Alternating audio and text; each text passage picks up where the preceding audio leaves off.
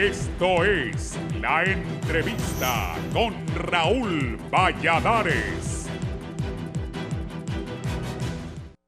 El departamento de Cortés y el municipio de El Progreso Lloro despuntaron este lunes con garantías constitucionales limitadas por el avance implacable del coronavirus en la zona norte del país, en donde en las próximas horas se realizarán las primeras pruebas por COVID-19. El decreto PCM 028-2020 restringe la circulación de personas y vehículos de forma absoluta, obligando al cierre de empresas, fábricas y a confinarse en los hogares para ralentizar los casos de COVID-19 en la zona. La policía realizó intensas operaciones en acatamiento a la disposición presidencial y que la población no salga de sus hogares en las 12 jurisdicciones del departamento de Cortés como en el municipio de El Progreso Lloro. La limitación es vigente del lunes al domingo 12 de abril, conforme al decreto presidencial publicado en el Diario Oficial La Gaceta, considerando que este sector es el epicentro de la pandemia del coronavirus en Honduras.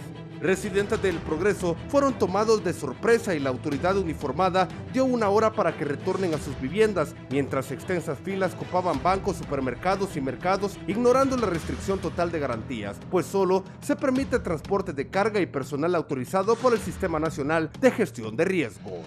San Pedro Sula amaneció con retenes policiales y calles desoladas, contrario a la semana anterior en que el toque de queda casi pasó desapercibido. El resto del país persiste bajo las mismas restricciones y solo se permite la circulación el lunes, miércoles y viernes, según el último dígito del documento de identidad. En la red social de Facebook, el presidente Juan Orlando Hernández confirmó la llegada de un importante lote de pruebas para COVID-19 que serán distribuidas para Guatemala, El Salvador, Nicaragua, Costa Rica, República Dominicana y 26,000 en el territorio hondureño. Hoy recibimos 182,000 pruebas rápidas donadas por el Banco Centroamericano de Integración Económica BESIE para detectar el COVID-19. Giré instrucciones para que aviones de las Fuerzas Armadas de Honduras salgan de inmediato y entreguen pruebas a nuestros hermanos centroamericanos y República Dominicana, compartió el mandatario. Anunció además un nuevo lote de 250,000 pruebas más gestionadas con el BESIE en una empresa de Corea del Sur para repartirlas en laboratorios públicos y privados. Esto nos permitirá más pruebas de campo e inmediatez al nuevo laboratorio que desde el 15 de abril abrirá sus puertas en San Pedro Sula. La idea es que no llegue la aglomeración en los hospitales, señaló. El nuevo decreto también prohíbe cierre de vías públicas y que particulares interrumpan en vías públicas, perjudicando actividades de la agroindustria y de la cadena de suministro de alimentos, insumos médicos o personal de salud, designar también a voceros locales y regionales para que informen a medios de prensa y sociedad en general. La Policía Nacional debe proceder de manera inmediata a la apertura de las vías públicas y presentar ante el Ministerio Público las denuncias contra las personas involucradas en estos actos ilícitos. También se decretó la protección especial a la dignidad e identidad de las personas contagiadas por el COVID-19 y de los comunicadores sociales. El cierre total del Valle de Sula es para romper el ciclo del coronavirus, mantenerse 15 días y no bajar la guardia para romper el segundo ciclo del COVID-19, apuntó el galeno Carlos Umaña, presidente de los médicos del Seguro Social en el departamento de Cortés.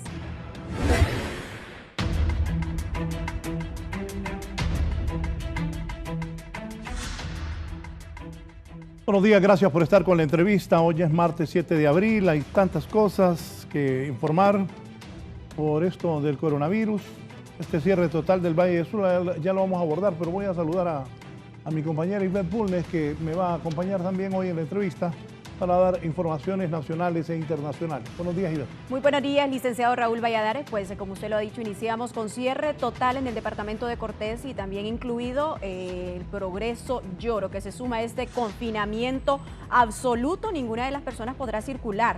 Nadie, ni personas con terminaciones de identidad. Eso no aplica para el departamento de Cortés. Iniciamos esta mañana informándole pues a la población hondureña, el licenciado, con que ya en las últimas horas las autoridades han reportado 7 casos nuevos de contagios de coronavirus. Ya 305 son los casos confirmados hasta el momento y las autoridades pues han confirmado de manera oficial ya solamente 22 fallecimientos hasta el momento, confirmados de manera oficial, 22 fallecimientos. Cortés continúa siendo el epicentro de esta pandemia con 195 casos y es por eso pues que han decidido mantener este departamento en confinamiento absoluto. 195 casos en relación a Francisco Morazán, con 53 casos que reporta. Colón ya reporta 20 casos y un fallecimiento. Atlántida 11 casos, Santa Bárbara 8 casos, Lloro 8, Lempira 4, Choluteca 2,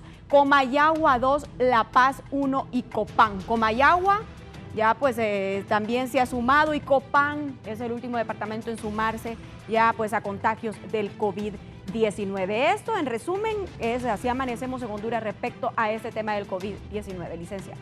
Bien, vamos de inmediato al norte del país. Ahí es el principal centro de epidemia de Honduras.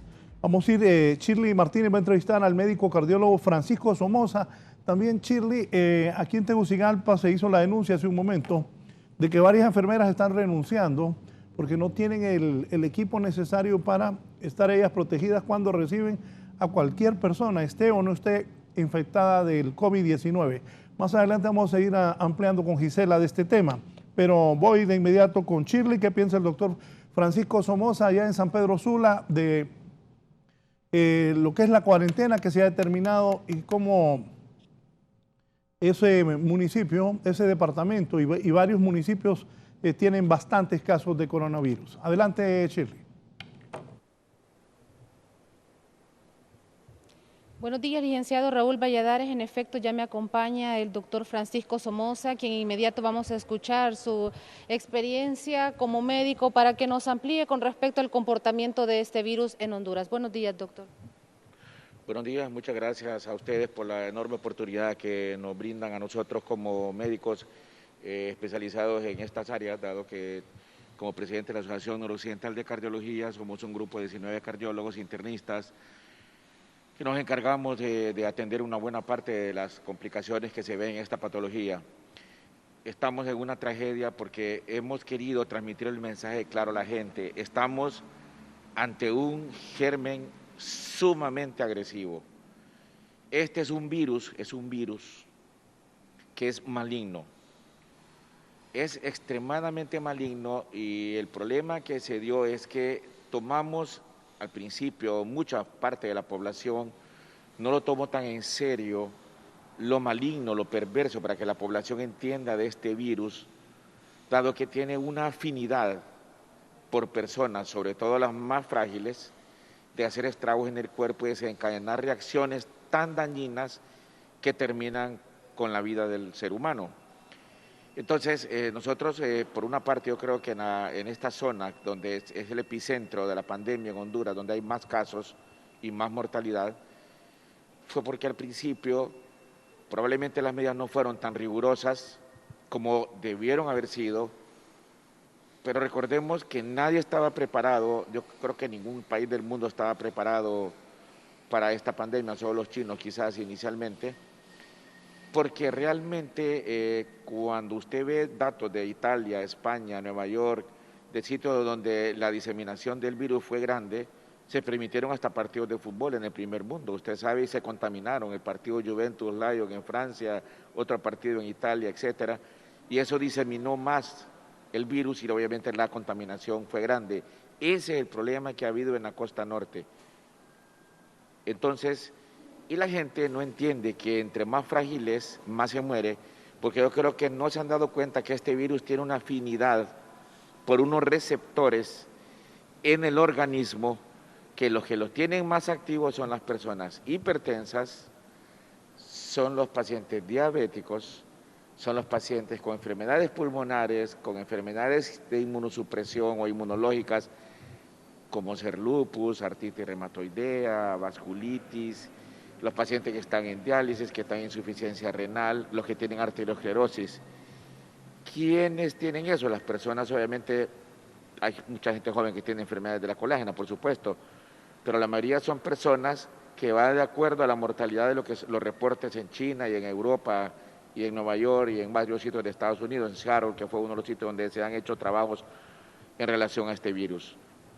Lo más importante, que la gente entienda que este virus es muy maligno, es un beta coronavirus, es un virus ARN, que todavía no se sabe exactamente el comportamiento posterior desde que usted se enferma, 80% de la población desarrolla síntomas leves, pero hay un 20% que desarrolla sintomatología moderada y hay un porcentaje de estos que cae en cuidados intensivos para ventilación mecánica, que probablemente es el 5%. Y de ese 5% se mueren la mitad, o sea, la mortalidad es 50% en las mejores series con los mejores médicos. Y nosotros en Honduras sí tenemos buenos médicos, tenemos muy buenos médicos que se dedican a cuidados intensivos, muy formales, en Tegucigalpa, San Pedro Sula, pero el problema es que si llegan los pacientes muy tarde, entonces la mortalidad es probablemente más de 50%.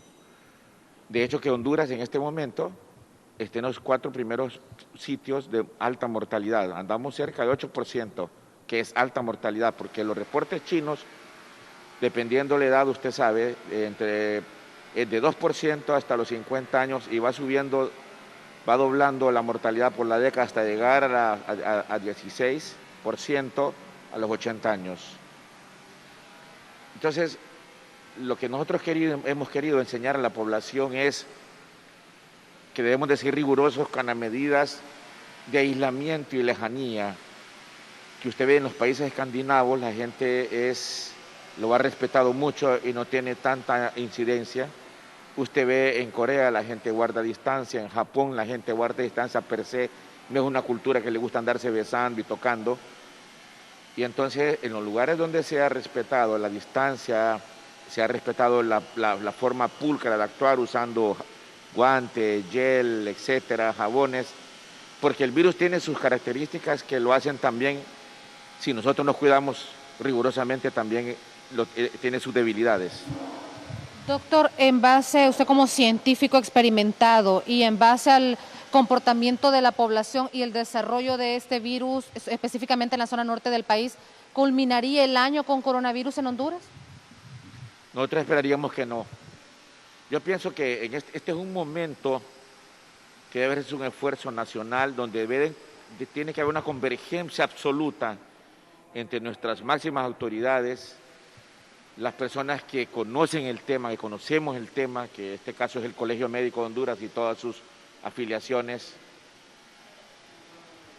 Muchas personas que trabajan en el área de la salud, que son nuestros baluartes. Mire, la primera línea de combate de este virus son hasta las personas que andan en la calle tratando de poner orden, son las personas que estamos atendiendo pacientes en emergencia de los hospitales, médicos, enfermeras, personal auxiliar, laboratoristas, microbiólogos, químicos, biólogos. O sea, este es un momento de convergencia en donde debe salir lo mejor de la esencia de nuestro país para poder ayudar a que esto no sea una tragedia, porque recordemos que nosotros tenemos una economía frágil.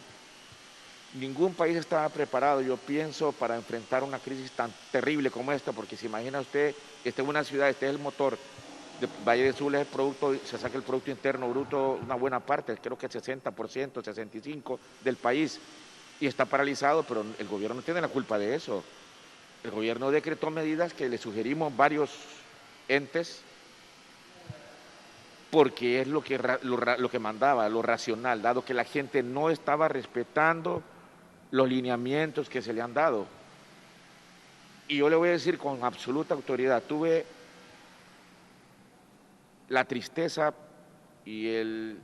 pues, tristeza porque es un paciente que falleció.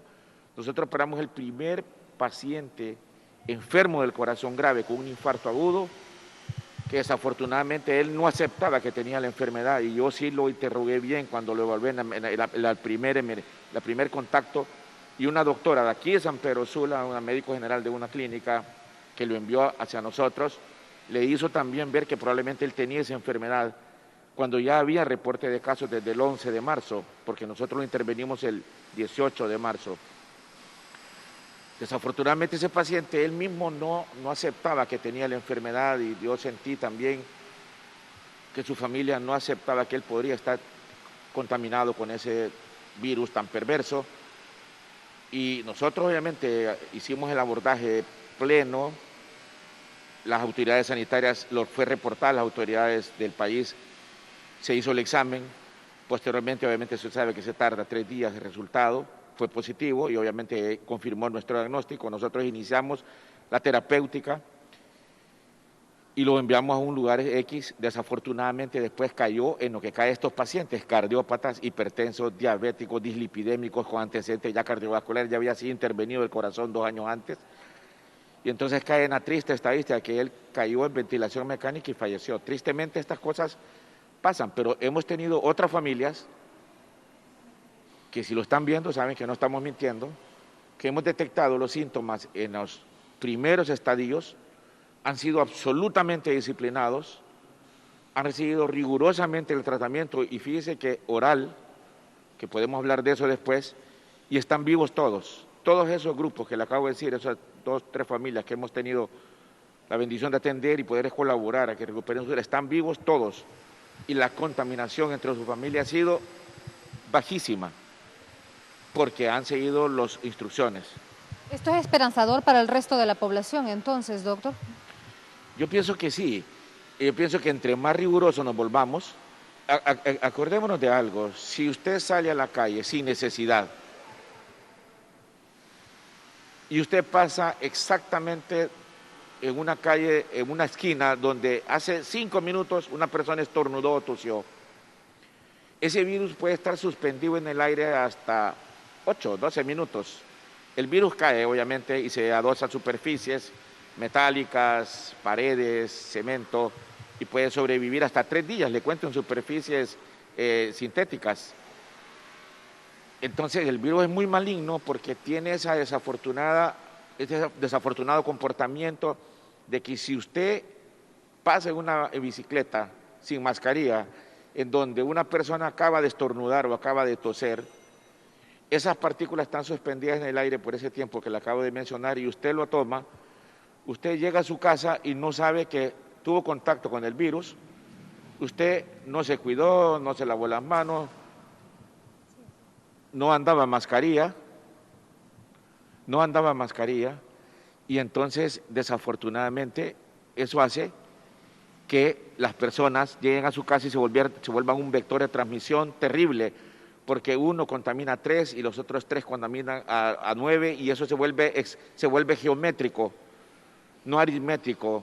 Y entonces eso es lo que he escuchado muchos epidemiólogos que ellos son expertos en eso. A mí pues me encanta que ellos le explican a la gente la proporción en la cual se multiplica y se replica la pandemia. Entonces, ¿qué se necesita hacer? Uno es ser riguroso, las medidas de prevención absolutas. Por ejemplo, el virus tiene una debilidad que su capa externa, grasa, lo hace sensible al alcohol, lo desintegra, al cloro, el agua con jabón y obviamente las barreras como son las máscaras. Y entonces todo el mundo tiene que protegerse. Mire, inicialmente hubo una confusión por la que la Organización Mundial de la Salud dijo que las mascarillas probablemente no servían, pero sí sirven. Ya está demostrado que sí sirven. Sobre todo en sitios donde la gente no tiene tan buenas costumbres. Desafortunadamente nosotros somos un país donde la gente escupe, donde la gente estornuda enfrente de uno, donde la gente escupe en el piso, escupe en las barandas, escupe en las escaleras de un ascensor, donde bota utensilios desde los buses. Entonces usted se da cuenta que las malas costumbres de los hondureños nos ha hecho pagar muchísimo en esta pandemia, por lo cual nosotros seguimos insistiendo a la gente que nuestro deber como profesionales de la medicina es educar a las personas. Entonces, esa fragilidad con que tiene el ser humano por las enfermedades que tiene, Honduras es un pueblo enfermo, le cuento, el hondureño, hay mucha enfermedad en Honduras, y tenemos una alta incidencia de diabéticos, que es otro grupo sensible, tenemos alta incidencia de hipertensos, tenemos alta incidencia de enfermedades arterioscleróticas y todas las que le acabo de mencionar, enfermedades pulmonares, porque la gente fumó, se puso a leña, o porque la gente tiene enfermedades inmunológicas, que eso no tiene que ver con los hábitos. Pero entonces esa sensibilidad y esa afinidad del virus, el virus tiene una afinidad por unos receptores en el cuerpo que se llaman AC2. Y esa afinidad que lo da una proteína del virus, de la corona del virus, lo hace ese virus ser tan, pero tan maligno, que entonces nosotros, los médicos, tenemos que ser estrictos con la población y decirles, señores,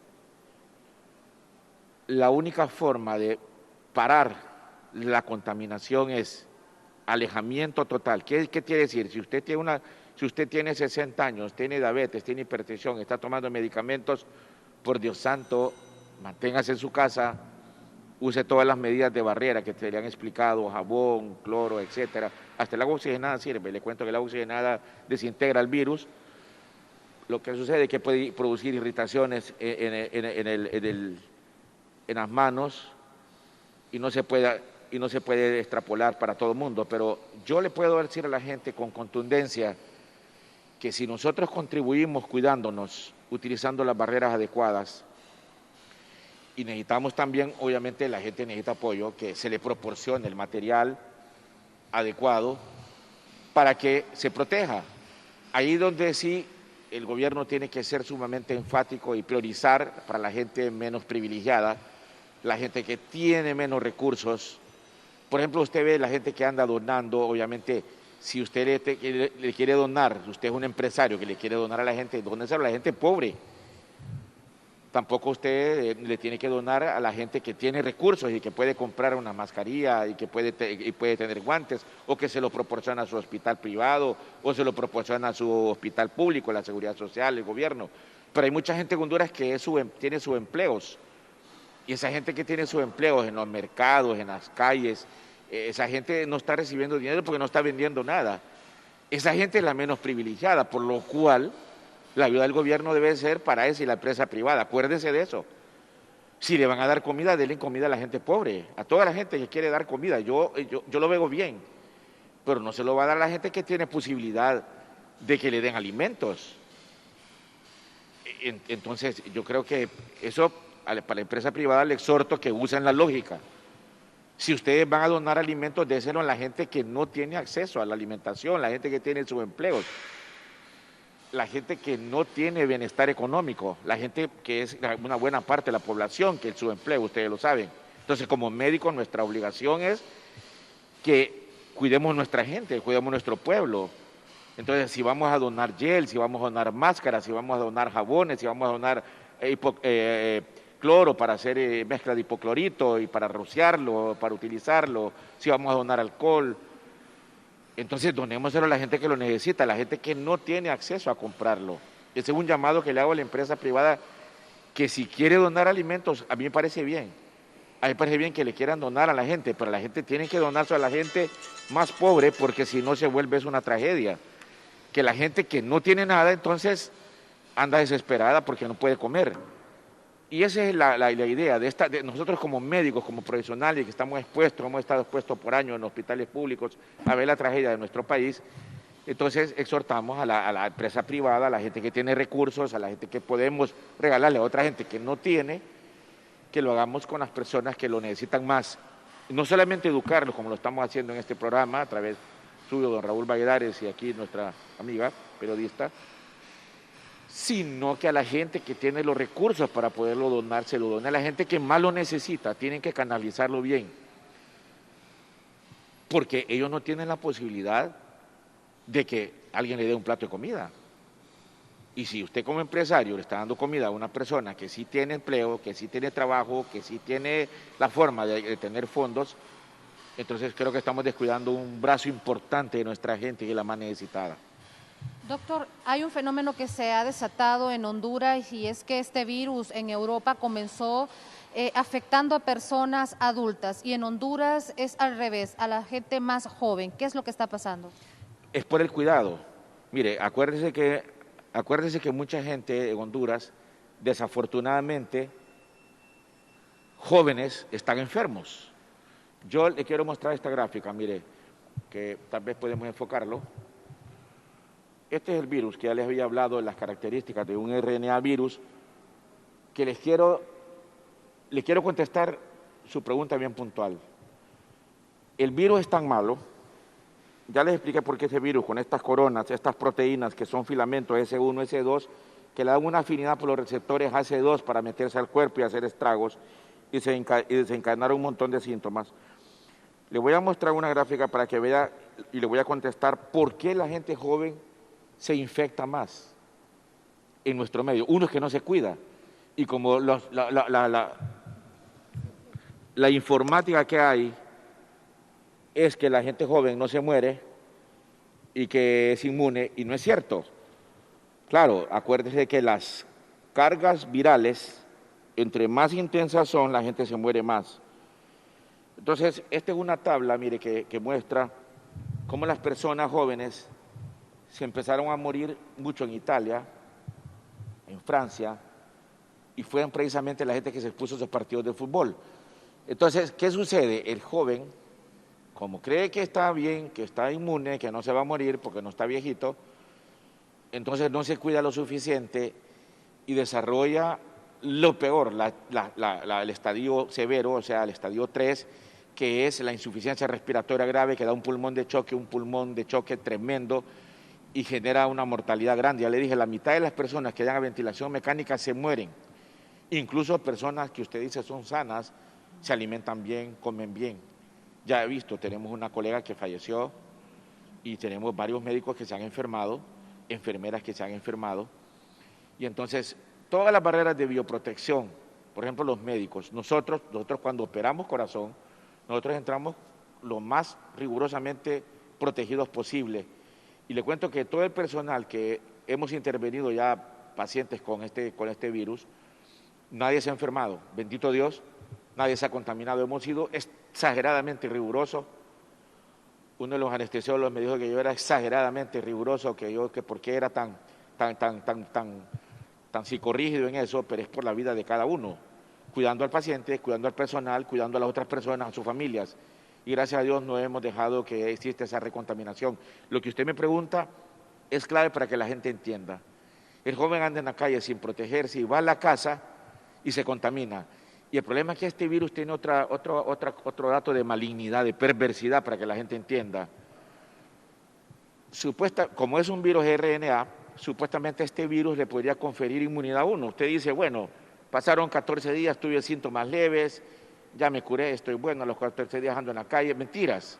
Se sabe que después de los 14 días hasta los 28 días, esa persona puede seguir contaminando más personas. Esa persona, aunque haya recibido tratamiento por síntomas leves o moderados y se curó, debe estar en cuarentena, aislado, con todas las medidas de bioseguridad y rigurosas posibles. Mire, el jugador ese, el del señor Dybala, un argentino que juega en la Juventus, que es un muchacho bien joven, 24 años, tendrá 23 años, y mire la tragedia de este muchacho. Nuevamente está positivo, con capacidad de contagiar más personas. Entonces, ¿qué significa este detalle? Que no se sabe exactamente el comportamiento tan maligno de este virus, porque es un virus que muta mucho. Cuando se introduce al cuerpo humano, tiene una capacidad de mutar y replicarse y desencadenar reacciones tan adversas para el organismo que hasta lo mata a uno. Entonces, la gente joven debe tener los cuidados, la precaución de cuidar a la gente, cuidarse a ellos mismos, porque también hay un fenómeno en Honduras que lo quiero decir. Hay mucha gente joven hipertensa. Como no tenemos estudios epidemiológicos así sumamente estrictos y formales, pero los trabajos que hemos hecho en la Asociación Noroccidental de Cardiología y también la Sociedad de Tegucigalpa de Cardiólogos y varias sociedades de hipertensión y varios colegas, tenemos algunos cortes que hemos hecho en el país y nos hemos dado cuenta que la población hondureña, mucha es joven, es diabética. Ojo con esto, mucho es hipertenso. Muchos pacientes tienen enfermedades arterioscleróticas producto del manejar mal su colesterol por la dieta inadecuada del hondureño, dietas abundantes en grasa. ¿Y qué hace esa persona? Aunque esté joven, es frágil. Y entonces, imagínense usted, joven y con esas enfermedades, se invierte el papel. Entonces, probablemente la gente mayor, usted ve las estadísticas, en Honduras no se está cumpliendo el patrón estricto que se cumplió en China. Probablemente en China no tenés tanta gente joven hipertensa como nosotros, pero nosotros tenemos más sobrepeso, tenemos probablemente más diabéticos, tenemos gente más joven enferma por el falta de cuidado. Y entonces usted llega a los 50 años y llega muy enfermo, llega hipertenso, diabético, con arteriosclerosis, con daño renal, además de un montón de factores de riesgo que hacen a la persona más sensible. Bien, hemos escuchado muchas recomendaciones y consejos por parte del doctor Somoza. Licenciado Raúl Valladares, no sé si usted tiene alguna consulta extra. Sí, primero quiero saludar a la distancia al doctor Francisco Somoza, un gran cardiólogo hondureño. No tenía la oportunidad de conocerlo, estoy por la televisión, pero amigos me han hablado de su capacidad y la gente ha reaccionado escribiéndome qué bien explica el doctor. Y así ocupamos médicos. Él ha explicado bien, ha dicho las cosas, no ha alarmado, pero sí ha dicho cómo son las cosas. Doctor, está el alcalde de Villanueva, Walter Perdomo, en un momento lo voy a entrevistar, pero ¿qué consejo puede darle al alcalde como médico para que implante ahí, para que tome acciones ahí en Villanueva? Después de esa cátedra que usted acaba de dar esta mañana, pues, ¿qué más que aprovecharlo para que también le diga al alcalde, que le diga al alcalde qué se puede hacer en Villanueva? Y de verdad lo felicito por la excelente intervención que ha tenido esta mañana. Doctor. Aprovecho para ustedes saludarlo, don Raúl, y quiero decirle que su compañera, su hermanita, Anita Valladares, fue mi compañera. Somos compañeros de toda la carrera.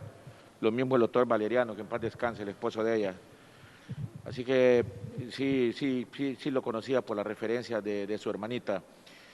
En relación a los alcaldes, cuando se determina, mire, cuando se determina que hay un foco de pandemia o una familia, mire, eso se hizo en Corea con las pruebas rápidas. Ellos tienen la ventaja que ellos tenían pruebas rápidas para sondeo epidemiológico, dado que la mejor es la PCR, y usted sabe que la PCR de que se creó en el 93, antes del 93 obviamente, en 1993 ganaron el Premio Nobel de Medicina, le cuento, Smith y Mullins, dos químicos que ganaron el Premio Nobel por esa prueba, que es la mejor.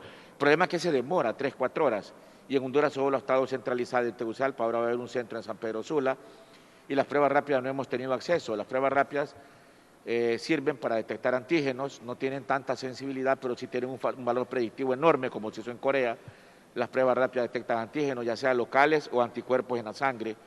Y entonces sí ayuda, claro, por supuesto que ayuda. Entonces lo más importante es, vi un grupo de colegas, de la doctora Palou, el doctor Muñoz, no me acuerdo de otros colegas con ingeniería gerencial, para poder realizar análisis de focos epidemiológicos de probablemente gente contagiada, como en Villanueva. El cerco epidemiológico en Villanueva, las autoridades de salud, las alcaldías municipales, debe ser estricto, y con la gente que ha tenido contacto o tuvo ya fallecimientos, como hubo en Villanueva, esa gente debe estar totalmente aislada, estrictamente cumpliendo el deber patriótico de las personas de cuidar a los demás, y también obligarse, como dice la autoridad, a respetar la vida de ellos mismos y de los demás, de sus congéneres. Entonces, la idea es que la gente que está circulando también de un lugar a otro, en Villanueva hay mucha circulación de gente que entra y sale a otros municipios, eso es grave, tiene que haber un cerco epidemiológico sumamente estricto, porque hay mucha gente que trabaja en San Pedro Sula o trabaja en otras ciudades aledañas, lo mismo en Progreso, lo mismo en Choloma, lo mismo en Puerto Cortés. Entonces, claro, acuérdense que el Valle del Sur es un departamento que tiene muchos municipios, que está muy cerca y tienen una gran convergencia, y obviamente hay entra y salen personas. Tristemente, la cuarentena es lo único, alejarse, el aislamiento es lo que va a disminuir la posibilidad de que se contaminen más personas. Porque, insisto, el virus es un virus muy perverso, muy maligno, altamente contagioso, altamente virulento, y cuando las personas más frágiles desarrollan la enfermedad, la mortalidad es muy alta en las mejores series. Muchas gracias, al igual que a Shirley, agradezco su comparecencia. Y algún mensaje final al pueblo hondureño. Ojo que los habitantes de Villanueva tienen una ventaja, que su alcalde es médico, el doctor Walter Perdomo, y desde que se supo del primer caso, él salió al frente, y eso pues sirve mucho. Sin duda, en este momento, tener un alcalde que sea médico es un gran plus. Doctor, su mensaje final. Sí, no, yo felicito al doctor Walter Perdomo, yo lo conozco bien, nos conocemos en la Facultad de Medicina, y yo pienso que él está haciendo bien su trabajo, y obviamente debe de ayudarse de las personas que más le pueden colaborar para darle luz en esta situación. Esto es un llamado también, yo hago un llamado al gobierno, a la empresa privada, a la clase obrera, a todo mundo, de hacerse un nudo. Este es el momento de unidad. un momento de unidad, de colaboración absoluta, de converger en lo más conveniente para la ciudadanía. No nos olvidemos de la gente más desposeída, de la gente que menos posibilidad tiene de acceder a comida, a protección, sino que ayudar a la gente de manera sólida. Y la otra cosa es honradez. Las personas que están trabajando en la distribución, en la colaboración, en la compra de bienes para la gente debe ser lo más honrado y preclaro posible, porque es un momento de tragedia nacional tener parada la economía. El aislamiento obviamente trae que la economía se detiene y obviamente todos perdemos. Es una situación terrible que todo el mundo está pasando. Son 180 y pico países ya infectados con esta enfermedad, hay casi 1,5 millones de enfermos, pero yo veo el panorama, voy a tratar de ver lo positivo. Uno, yo siento que sí han hecho caso a las recomendaciones profesionales, ejemplo lo que ha pasado en San Pedro Sula, paro total, como yo les dije, paro total. Tocaba hacer paro total. Eso yo lo dije la semana pasada y me alegra que el gobierno lo implementó, el gobierno local, aquí el ingeniero Calidonio, que debe rodearse de las personas más capaces para que le colaboren en este momento. No todos los municipios tienen médicos como Villanueva. Y la otra cosa, otro punto importante, que no se le olvide a la gente que tiene poder adquisitivo. Toca las donaciones, hacerse a la gente que no tiene comida y no tiene insumos. No creo que es lo más justo que le den a las personas que tienen o que tenemos.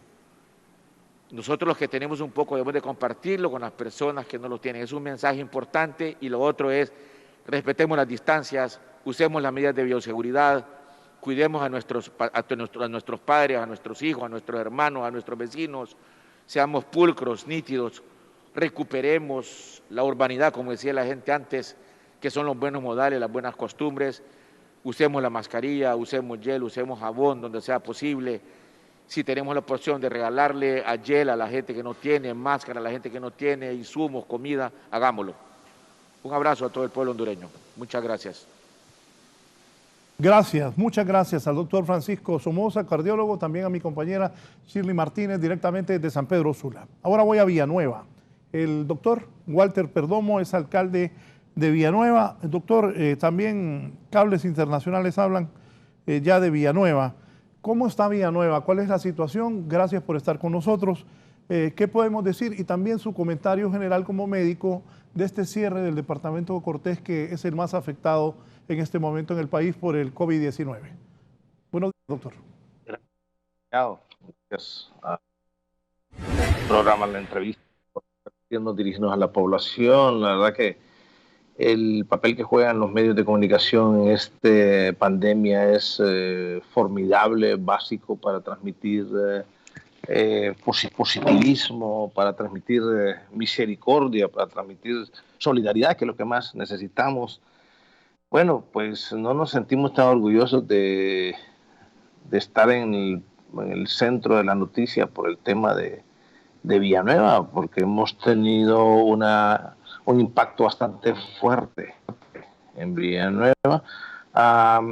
Las últimas medidas definitivamente que han venido a ayudar mucho, porque desde que empezamos sabíamos de que todos los modelos de atención desde el punto de vista de salud pública en el mundo han tenido que ver con la retención de la movilidad de las personas en sus territorios, en sus casas, el cierre de fronteras. Pero imagínense qué ocurre con nosotros. Villanueva es un municipio en medio, al sur del Valle de Sula, eminentemente industrial.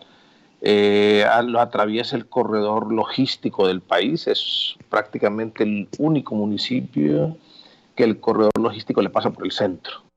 Esto geográficamente nos pone en una desventaja debido a que no podemos hacer un cierre definitivo de nuestra forma.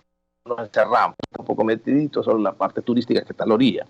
Por ejemplo, los otros municipios como Potrerillos, Pimienta, están un tanto a la orilla. Pero bien, esta medida nos ha llevado a tratar de innovar, por ejemplo, los cierres totales en el municipio de Villanueva, que tiene tanta entrada y salida este corredor logístico nos ha llevado al involucramiento de la población en los cercos epidemiológicos, porque no hay una institución que pueda hacer cercos epidemiológicos completos, totales, porque un cerco epidemiológico no solo tiene que ver con el cierre de fronteras, tiene que ver también con la vigilancia epidemiológica comunitaria hacia el interior del territorio, barrio, colonia. Tenemos que tener todo un sistema de información que nos permita el seguimiento de los contactos que tuvieron, en nuestro caso, los pacientes. Las características de Villanueva también pasan y que nosotros ya lo mirábamos venir, la alta migración del país hacia el municipio y también del municipio al exterior. ¿Qué sucede? Bastantes personas retornadas de las fronteras hacia Estados Unidos, muchas se quedan aquí en este municipio, y otras que en los últimos 10 años hemos tenido una alta migración a Italia y a España. Y ahorita con el tema de la emergencia, muchas personas residentes allá se vinieron al municipio, a tal grado que antes de que tuviéramos un caso en el país, empezamos a mapear y a georreferenciar cerca de 35 migrantes en ese entonces de España, de Italia, de Estados Unidos, incluso de Asia. Tuvimos aquí de Corea y de Japón. Entonces, de esos 35 personas, 4 no salieron positivos. Y definitivamente el virus se inoculó en el municipio a través de esta migración.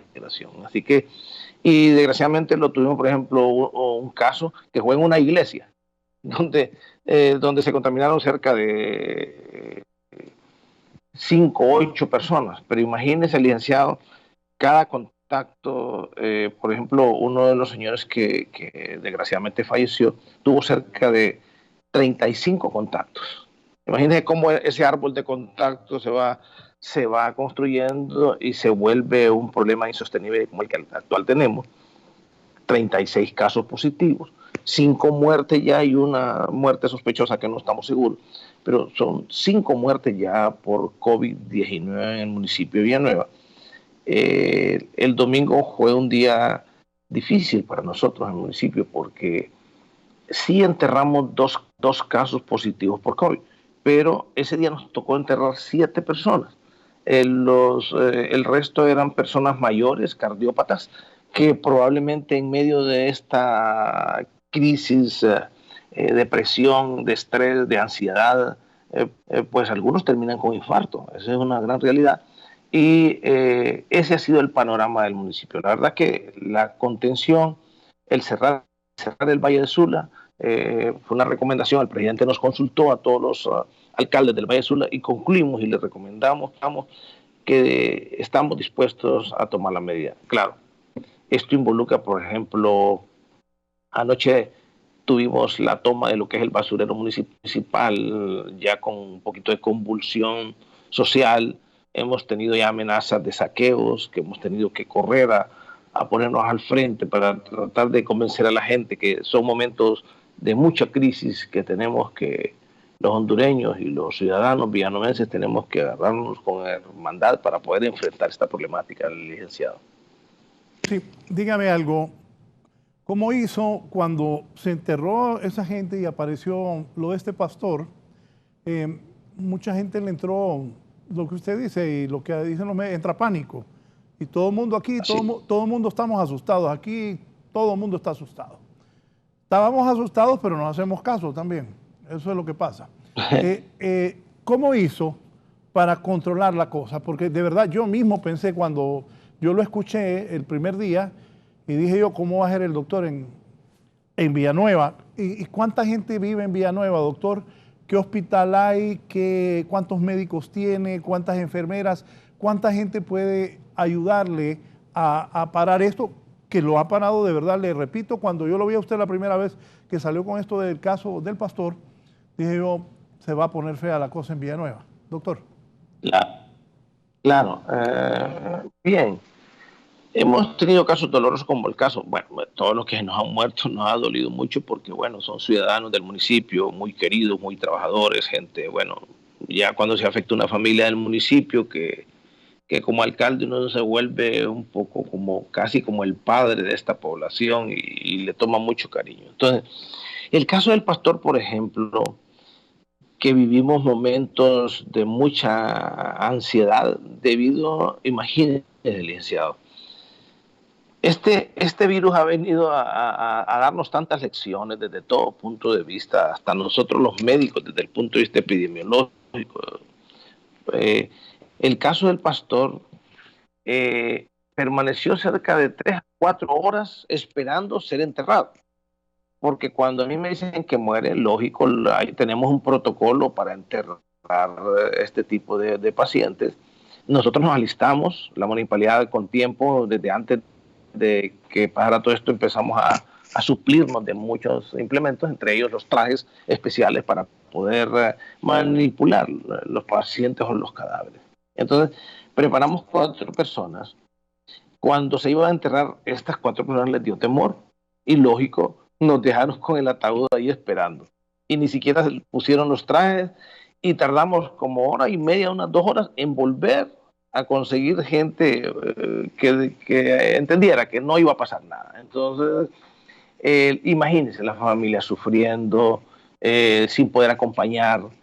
El protocolo dice que debe ser enterrado inmediatamente o cremado de preferencia, pero todo el tema emocional que causa la familia, el municipio, no es fácil, es bien difícil. Y lo otro es el cementerio. Los cementerios, usted sabe que en nuestros pueblos siempre quedan a la orilla o siempre quedaban a las orillas de nuestros pueblos, pero con el crecimiento hoy ya quedan en el centro. Entonces, ¿qué ocurre? Logramos enterrar 2 pacientes ahí COVID positivos, pero como queda en medio de cerca de 5 comunidades, ya la gente empezó a protestar y ya hoy no se puede enterrar ahí. Tuvimos que ir a otro cementerio. El otro también está la gente protestando. Entonces por un lado se estigmatizan, por otro lado yo no quiero pensar que es que ellos desprecian esos cuerpos que tradicionalmente nosotros enterramos a nuestros muertos con toda una, que hay que velarlos, que hay que acompañar a la familia. Aquí no ha sucedido eso. Entonces, estos vecinos no queremos hablar de desprecio, sino más de temor, Creo que los cuerpos bien manejados no contaminan, los cuerpos manejados de la manera que se han estado haciendo y bien enterrados no hay ningún problema. Entonces, toda esta temática nos ha llevado a entender que el tratamiento de una epidemia como esta no tanto es un tratamiento médico, licenciado, o sea, y no hay medicina que nos logre controlar la evolución de este patógeno. No hay un tratamiento que nos diga, bueno, en tantos días lo voy a curar y lo saco, le doy de alta. No. El gran tratamiento de esta pandemia es un tratamiento social. Son medidas sociales, son medidas, como decía el doctor Somoza, son medidas prácticas con autoridad y de control poblacional y de medidas de higiene personal para poder controlar la epidemia. Entonces, claro, en una población como la de nuestra, un municipio de alta circulación de personas, Villanueva tiene cerca de 180,000 habitantes, pero nos ingresan cerca de 35,000 personas todos los días. ¿Por qué? Unas vienen a trabajar desde San Pedro, es un centro de generación de empleo. Unas nos vienen a trabajar desde San Pedro, Cholomán, desde parte de Cofradía. Y tenemos todos los cerca de 7 u 8 municipios del cono sur del Valle Sur que vienen a Villanueva todos los días. Bueno, hay gente hasta que viene de Santa Bárbara a trabajar a Villanueva. Entonces, ese flujo poblacional es un tanto difícil. El control y todas esas características hacen que sea el centro en este momento, el epicentro. Ya sabíamos nosotros que el problema lo íbamos a tener debido a esa migración. Claro, a estas alturas ya tenemos casos criollos, podríamos decirle, ya no son casos importados. Ya esos brotes que tenemos 3 lugares de brotes identificados. Y estos brotes donde por ejemplo, una colonia que tenemos 6 casos, esos casos vienen de un solo paciente. Ese paciente fue contacto de estos otros 6 casos, pero imagínense, estos 6 casos me da un árbol de contactos de cerca de 60 personas. Entonces, el estudio de cada uno de estos contactos, como lo decía el doctor Somoza, debería de ser con pruebas rápidas o el PCR. Pero a estas alturas estamos en medio de la epidemia. Hasta el día de ayer no llegaron pruebas para poder darle seguimiento a estos pacientes. Esa es la realidad de nuestro país. No es culpa del presidente, no es culpa de nadie. Un sistema de salud colapsado, tenemos que aceptarlo, que no queramos. Un sistema de salud que no es el de antaño, donde teníamos una red de salud de atención primaria de primera, una de las mejores de Latinoamérica. Hoy estamos como estamos porque nuestra institución de salud pública se envejeció y no se modernizó.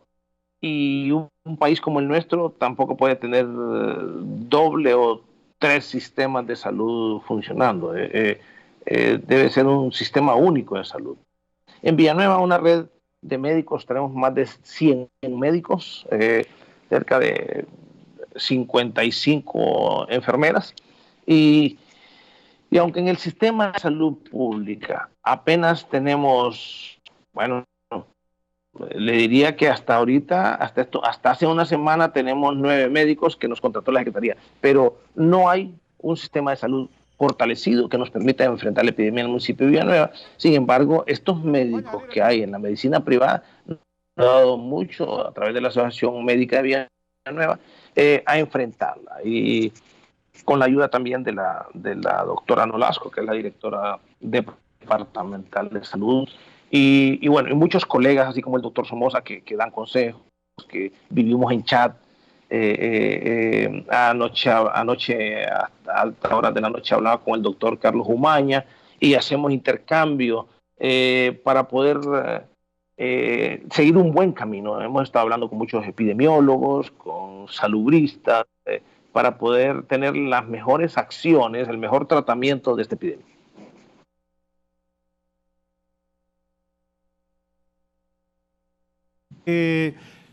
Y con los demás alcaldes, ¿han podido platicar de los otros municipios para hacer trabajos conjuntos? Me dicen que el alcalde de La Lima se fue a acostar a las 3 de la mañana y que pues ha trabajado el hombre bastante. ¿Ha platicado con los otros alcaldes? Esa es muy buena pregunta, licenciado, porque nuestras fronteras no se notan. Nuestras fronteras, la población está en medio de todos los municipios, ¿verdad? Usted no va a ver una frontera definida. Entonces, ¿qué pasa? Los movimientos poblacionales o las concentraciones poblacionales nos llevan a hacer mancomunidad de alcaldes, en este caso del Cono Sur del Valle Sula, y poder enfrentar esta problemática, porque muchas veces los contactos vienen a este municipio, se van al otro. Imagínense, el primer paciente que nosotros tuvimos, este paciente, el tercer paciente, viajó a Lima. En Lima tuvo contacto. Allá hay 3 casos positivos derivados de este paciente y el paciente reside en Villanueva. Y así podemos hablar del flujo poblacional que hay en esta parte del Valle Sula. Entonces, los alcaldes hemos estado unidos. De hecho, en una conferencia que tuvimos con el presidente, los alcaldes fuimos los que le dijimos y él nos preguntó de manera responsable qué implicaciones tenía o qué decisiones tomábamos en cuanto al cierre del Valle Sula. Por eso fue que tomó la decisión. Esa mancomunidad de alcaldes nos ha llevado también a auxiliarnos entre nosotros, de aconsejarnos. Por ejemplo, las salidas hacia San Manuel la controla el alcalde de San Manuel, y eso nos permite a Villanueva que haya un flujo restringido hacia el municipio de Villanueva. Igual con Pimienta. En Pimienta prácticamente las poblaciones son barrios que la mitad están en Pimienta y la mitad están acá. Ahí en Pimienta también tenemos otro médico, que es el doctor Raúl Alfredo Ugarte, que es también salubrista. Entonces, nos aconsejamos entre nosotros para poder ir tomando decisiones, ir también guiando a salud pública, porque el hecho de tener conocimiento sobre salud pública y el hecho de ser alcaldes, pues no suplantamos a salud pública, porque como las decisiones son más de autoridad, de gobierno local, pero sí orientamos más a salud pública, ya que el estudio o la pesquisa científica de todos los contactos, una de las cosas que nos ha ayudado bastante es la red comunitaria que tenemos como alcaldes, patronatos, juntas de agua, todas estas personas, voluntarios de salud, comités de salud. Todo esto nos ha permitido tener el famoso rumor, ese rumor que luego lo investigamos, porque mire esto, licenciado. Ante la impotencia de no tener pruebas o no poder hacer esa pesquisa laboratorial, entonces ¿qué ocurre? Tenemos que recurrir a otras técnicas, y la técnica ha sido de investigación comunitaria, como lo decía el doctor Zamora. Nos hemos ido a la comunidad y con nuestros aliados en las comunidades empezar a investigar, y esos rumores vamos, investigamos, nos acercamos a la familia, le damos números de teléfono para que nos pregunten con confianza, porque está ocurriendo el problema. La gente se nos ha muerto a veces porque llega muy tarde a la consulta, porque por temor a ser estigmatizado no consulta. Entonces tratamos de dar la confianza necesaria para poder investigar a tiempo, y todos los contactos retenerlos en tiempo y forma. Entonces esas alianzas de los alcaldes nos han dado muchas herramientas para poder trabajar. Un mensaje final, alcalde, a la población, no solo de Villanueva, sino del departamento de Cortés, donde Dios primero, ya ayer el presidente anunció que han venido más pruebas, que esto nos va a servir mucho al país, y hace algunos días, me imagino, no era fácil, pero entre más pruebas tengamos, pues mejor, para saber quién está enfermo y quién no, y después poder ver cómo se reactiva la economía, que es otro gran problema. Esto es algo que nadie estaba preparado en el mundo para enfrentarlo, y nosotros, que somos un país pequeño, con grandes problemas, con una débil estructura sanitaria, pues no lo esperábamos, y ni usted como médico, ni como alcalde, ni nosotros como periodistas, es algo que nadie esperaba.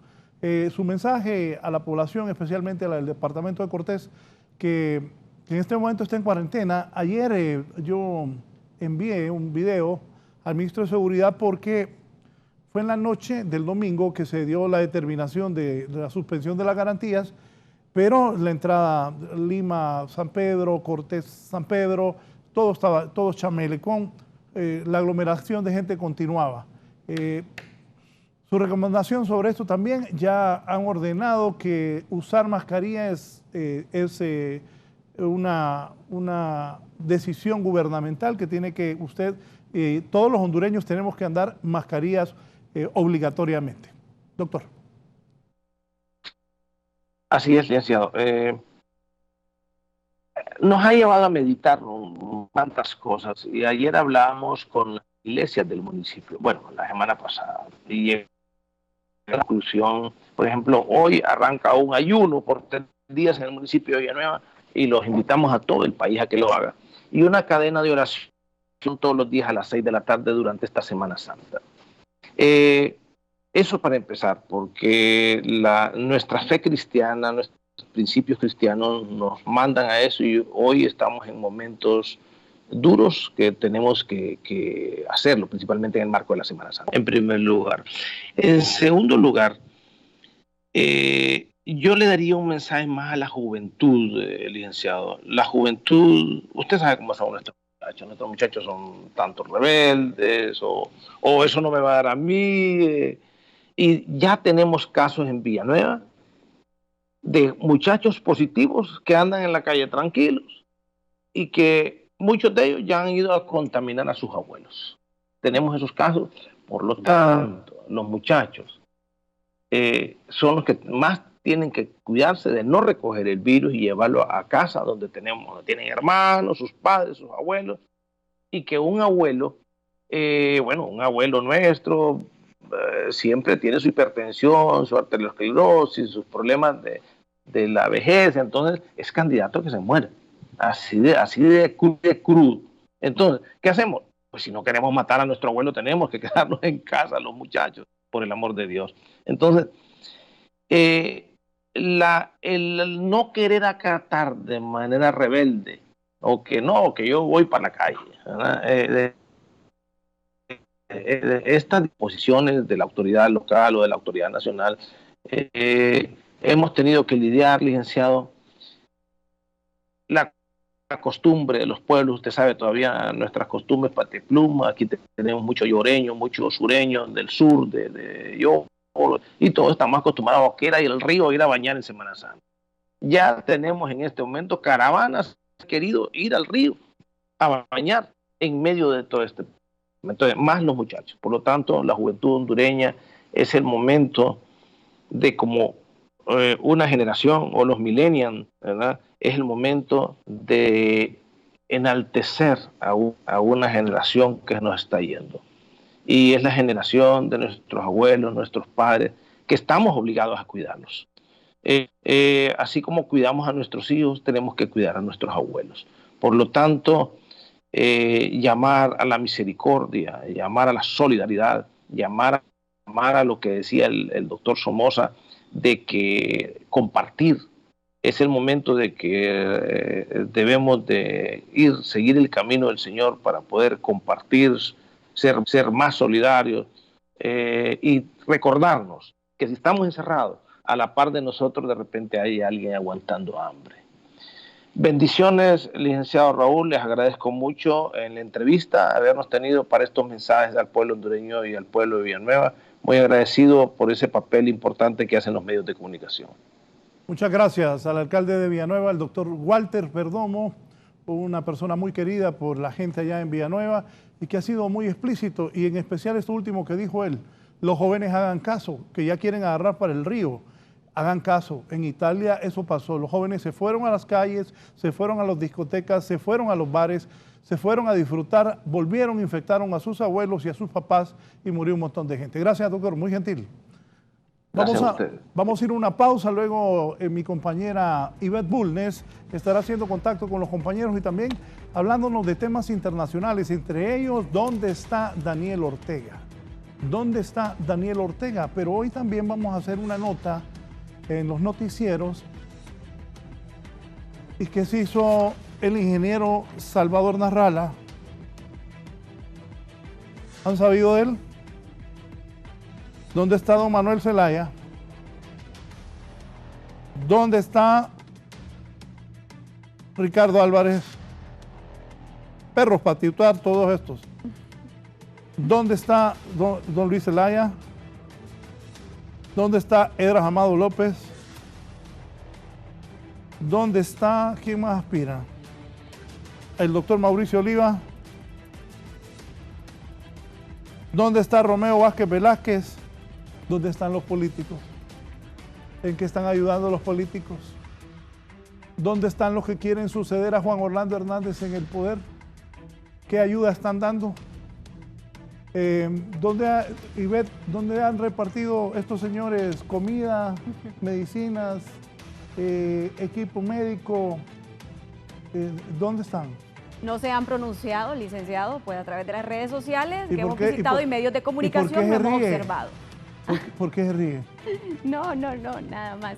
Es porque como usted consulta, pues, ¿qué se han hecho? No los hemos visto, ni a través de los medios de comunicación, ni a través de las redes sociales. ¿Dónde están Narrala, Mel Zelaya, Ricardo Álvarez, Luis Zelaya, Edras Amado López, Mauricio Oliva? ¿Y papi a la orden? ¿Dónde está papi? A la espera todavía. Los capitalinos de que él, pues, bueno, él dice que es que no le gusta hacer show, por eso no ha aparecido. Bueno, que está trabajando, dice. Bueno, pero y también, y papi, y a la gente cómo le están ayudando. Todos estos que aspiran a ser el siguiente presidente. Doña Xiomara también. ¿Dónde está doña Xiomara? ¿Qué ha hecho doña Xiomara? Les hago esta pregunta porque de repente están haciendo y no se sabe. Pero hasta hoy, que ya van varios días, solo tuiteando. En la casa tuiteando, pero el que quiere... Están en cuarentena. No correcto, pero el que quiere ser líder en los momentos como estos, sale al frente, arriesga la vida, como están haciendo los médicos, las enfermeras, los policías, los de Copeco, los que reparten comida, los periodistas, pues los líderes. Ponémelo. Ahí están los aspirantes del Partido Nacional. ¿Dónde están todos estos señores? ¿Qué están haciendo por el pueblo en este momento? Son cosas que se pregunta la gente. Vamos a ver qué dicen sus jefes de campaña también, cómo responden. Porque en Twitter son buenísimos todos, pero no sé en qué están ayudando. Búscame los de los otros partidos también, Eddie, que tenemos ahí.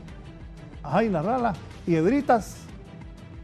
A Edritas solo lo vemos en la tele, pero Edritas se movió bastante ayudándole al pueblo. Quiero saber qué está haciendo Edras, doña Dori Gutiérrez, que dicen que va a aspirar por el Pino, y el general Romeo Vázquez Velázquez tampoco ha aparecido por ningún lado. Ve, ahora vamos al libre, y estos cuatro, doña Xiomara, a quien saludo con todo respeto. ¿Qué está haciendo doña Xiomara por la población?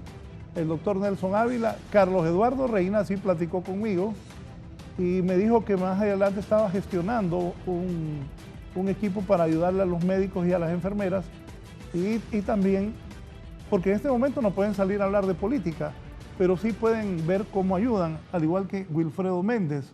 Es el mejor momento también para sus seguidores. Es el mejor momento para un político, para demostrarnos a nosotros la solidaridad. No, y por qué debemos de ir a votar por él, por qué se debe convertir en la nueva presidenta del país.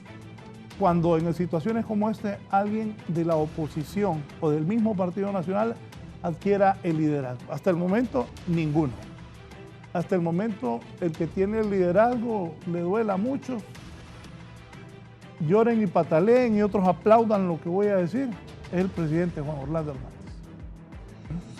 Esa es la realidad. Él es el presidente, está tomando las decisiones. Ayer, la cadena a mí me pareció, la de ayer, muy bien. Que venían esas pruebas que se consiguieron con el Banco Centroamericano de Integración Económica, eso se le tiene que informar al pueblo. Entre más pruebas hagamos y sepamos quiénes están enfermos, quiénes no están enfermos, la economía se va a empezar a recuperar, las personas que están enfermas se van a aislar, se van a tratar de recuperar, pero así vamos a ir conociendo. Qué bueno que están viniendo estas pruebas y anunciaron más pruebas. A los políticos, pues, usted, televidente, pues tome sus conclusiones también. En este momento que estamos en una crisis, yo viví el huracán Mitch, me acuerdo, tengo una historia muy triste. Yo iba hacia Luarque, entonces me dijeron que no había pasado, yo estaba reporteando. Usábamos walkie-talkie en aquel tiempo.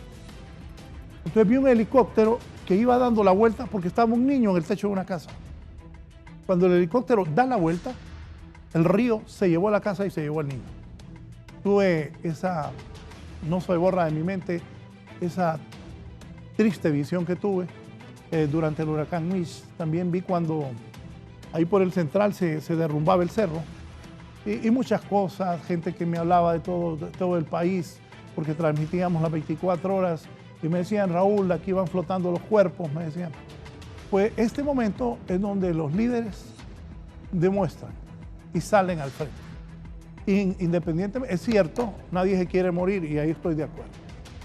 Nadie se quiere morir, yo no me quiero morir, tomo mis medidas, pero el que quiere ser presidente tiene que hacer más. Tiene que hacer más por el pueblo. Y hasta hoy no he visto que nadie haga algo que digamos nosotros los hondureños, miren, él sí está ayudando. No solo el gobierno, este hombre sí quiere, pero solo tuitear o escribir, eso es fácil, acostado se hace eso. Hay que ir al campo de batalla. Esa es la realidad. Una pausa y continuamos. Ya volvemos con más de la entrevista con Raúl Valladares. Continuamos con más de la entrevista con Raúl Valladares. Continuamos con más del foro La Entrevista. Esta mañana de inmediato continuamos pues con nuestros corresponsales que se encuentran en diferentes puntos del país, pero de inmediato nos enlazamos con la periodista Gisela Calix y ella nos va a hablar acerca pues de esta emergencia sanitaria. Gisela, varias enfermeras han sido contagiadas ya por el COVID-19, pero una se encuentra en cuidados intensivos. Usted también tiene noticias de último momento. Adelante, Gisela, muy buenos días. Así es, muy buenos días, Ivette, licenciado Raúl, y a los televidentes de La Entrevista. Les informo que en horas más tempranas hemos abordado al presidente de las enfermeras y enfermeros auxiliares y él ha manifestado que ya son varias las enfermeras que han sido contagiadas con el COVID-19 y una de ellas se encuentra en estado delicado. A continuación escuchemos sus declaraciones. No es fácil la situación y nosotros entendemos. Yo estoy visitando los hospitales motivando, animando a mis compañeras enfermeras y yo debo decir algo, yo he visto cara de pánico en muchas ocasiones. Yo creo que es normal, somos humanos y sobre todo con lo que pasó en el Catarino Rivas, ¿verdad? Donde hay una sala que tuvieron que aislar un muy buen grupo de compañeras y tenemos serios problemas en ese sentido. Por eso que nosotros estamos diciendo que ya debemos de pasar a fase 2 y que todo el personal de enfermería ande con su gorro, su bata, sus guantes, su mascarilla y todo lo demás, porque en este momento todo paciente que haya en un hospital debe tratárselo como sospechoso, porque lo que está pasando es que nosotros tenemos más de 70 compañeros aislados en el país, porque el paciente llega asintomático y resulta que posteriormente sale un examen positivo por COVID. Entonces ya todo el compañero que tuvo contacto con el paciente y no tuvo las medidas de prevención, de protección necesarias, hay que aislarlo porque es un compañero que es propenso a que tenga el COVID-19 también. En ese sentido es importante decir, Catarino Rivas nos renunciaron un buen grupo de compañeras entre auxiliares y licenciadas. Nosotros vamos a reunirnos en el transcurso de los días, vamos a buscar un espacio para reunirnos con ellos, a ver si logramos que desistan de la decisión que tomaron porque nos están dejando diezmados y en este sentido no vamos a tener capacidad de respuesta a la población. Si nos confirma cuántas son las personas que han dado positivas y tenemos entendido que una de ellas está en este momento con un ventilador mecánico. Bueno, yo por razones éticas no voy a dar el número de compañeras, pero sí voy a decir, hacer relación a lo que usted manifestaba. Yo le pido a la población que doblemos rodillas. Tenemos una compañera en un estado crítico de salud, ¿verdad? Con un ventilador mecánico en este momento y esperamos nosotros que la compañera pueda librar esta batalla tremenda que tiene por salvar su vida. Así que en ese sentido es importante decir que la población en este sentido debe tomar las medidas de prevención para que compañeras como esa no estén en este momento intentando salvaguardar su vida, porque la población no tomó las medidas de prevención.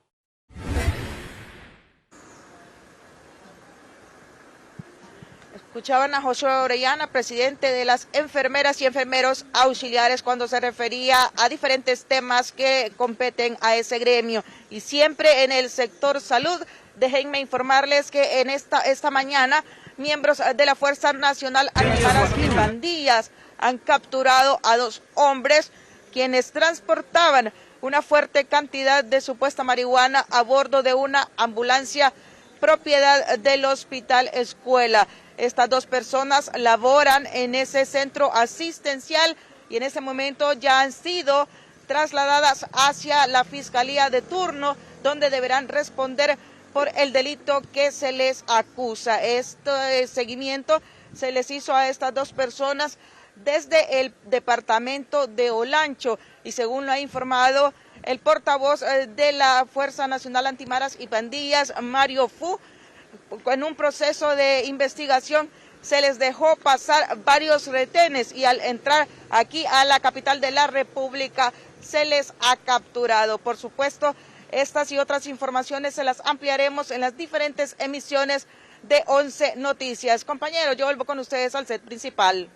Bien, gracias a la periodista Gisela Calix desde un punto de la capital del país. Pues han escuchado ustedes seria preocupación por parte del gremio de las enfermeras. Ellas necesitan su kit completo de bioseguridad, y es que todo el personal médico debe de estar pues atendiendo de esta manera para evitar el contagio y la propagación del COVID-19. Así que esperamos que las autoridades pues tomen este llamado que ha hecho el presidente del Colegio de Enfermeras, de que necesitan pues su debido traje para poder atender a todo el personal, que ya en este momento, en la fase que nos encontramos, todos somos sospechosos de pues estar contagiados por COVID-19. Nosotros continuamos con más noticias, nos enlazamos también de inmediato con Giovanni Villalobos, quien nos muestra en estos momentos, Giovanni, cómo está la capital del país. Hoy no hay circulación para nadie. Muy buenos días. Buenos días, Ivette Bulnes, usted ha dicho una verdad, no hay circulación para nadie, exceptuando los empleados de la salud, personas autorizadas de la policía, de la institución castrense y algunos, usted recuerde que a partir del domingo se autorizó el servicio a domicilio para supermercados y farmacias, así que han estado circulando este tipo de empleados que pues están autorizados hasta las 5 de la tarde de hacer entregas a domicilio de lunes a viernes.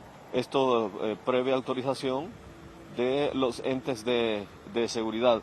Fíjense que aquí donde nos encontramos desde horas tempranas ha habido una circulación pues poca de vehículos, pero sí asegurarles que toda persona que ha pasado por aquí se le ha pedido el salvoconducto.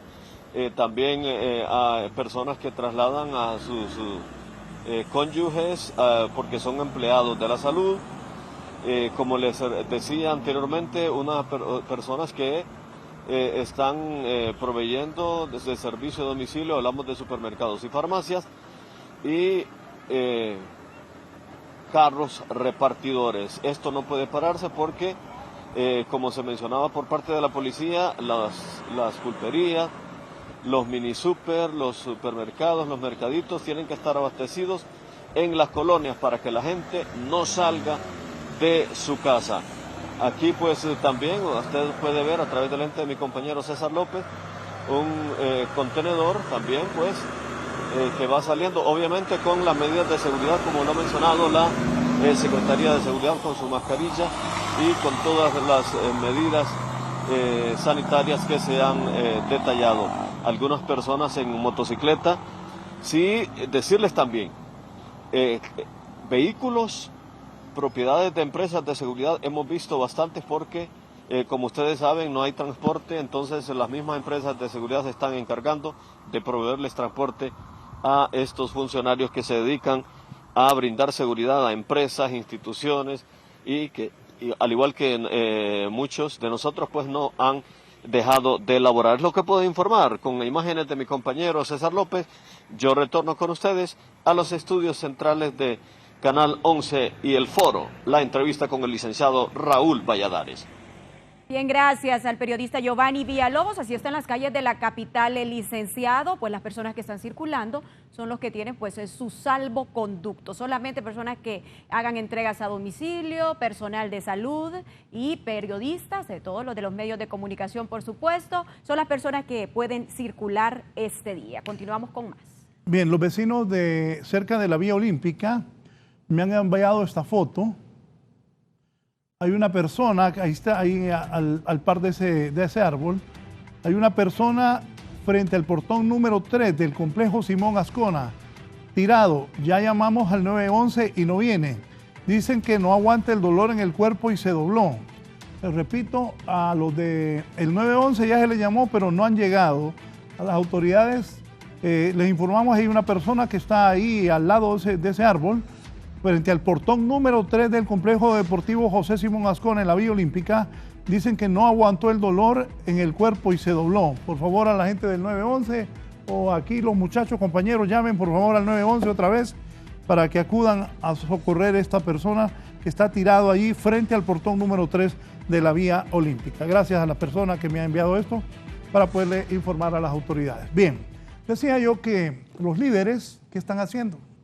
Los que quieren ser presidentes, los que quieren sustituir a Juan Orlando Hernández, ¿qué están haciendo por el pueblo, por la gente? Cierto que es una pandemia, a todo el mundo le da temor de morir, pero los líderes tienen que enfrentar estas cosas con mucho más presencia, creo yo, y con sus equipos de trabajo buscando ayudar.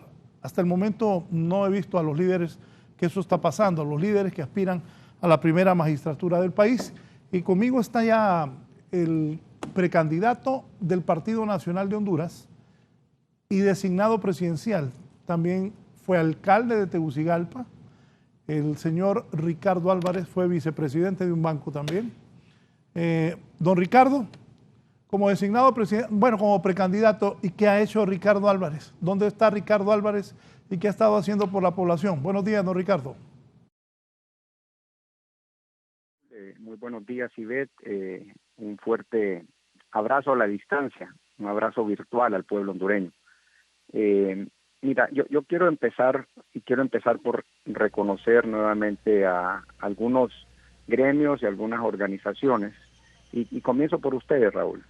En medio de una crisis como la que hoy estamos viviendo, el sector de medios de comunicación, los que responsablemente informan y orientan a la población versus un porcentaje de las redes sociales que desinforman y engañan a la población, juegan un papel determinante en este proceso y asumiendo enormes riesgos.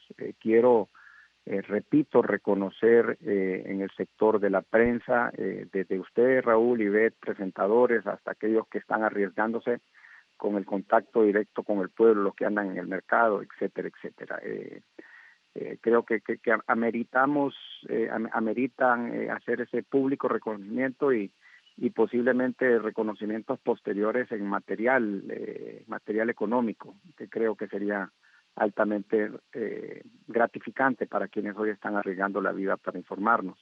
Y paralelamente, y obviamente con tanta importancia, el sector salud, el sector de las Fuerzas Armadas, de la policía, de Coteco, de Sinajer, los que están barriendo las calles, los guardias de seguridad que están en los hospitales, los que tienen que salir a la calle, pero en este orden que he mencionado de salud, Fuerzas Armadas, policía, he venido sugiriendo, Raúl, que en esta etapa que ya llevamos más de un mes, el desgaste, el contagio, los riesgos, debemos de poner primero a este sector, a estos sectores, como nuestra prioridad. Y cuando recién mencionabas esto de los kits de las enfermeras, estos kits de bioseguridad tienen que ser para todos ellos, porque son los que están en la línea de batalla, en la primera línea de batalla, y si ellos no están bien, si ellos no están resguardados, luego ¿quién va a atender a los pacientes? ¿Quién va a proteger a los que andan en las calles queriendo hacer su participación y su rol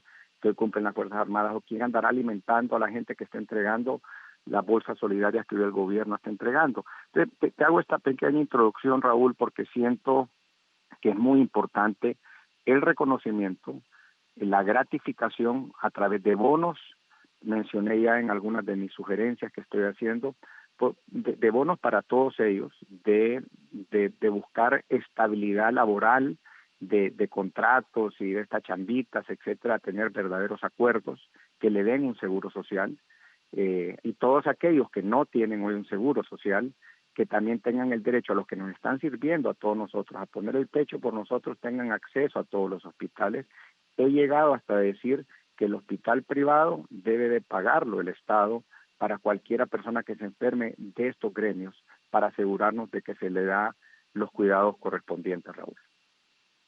Ricardo, ¿qué cree usted que los líderes del país deben hacer en este momento y quienes aspiran a sustituir a Juan Orlando Hernández? Usted es uno de ellos.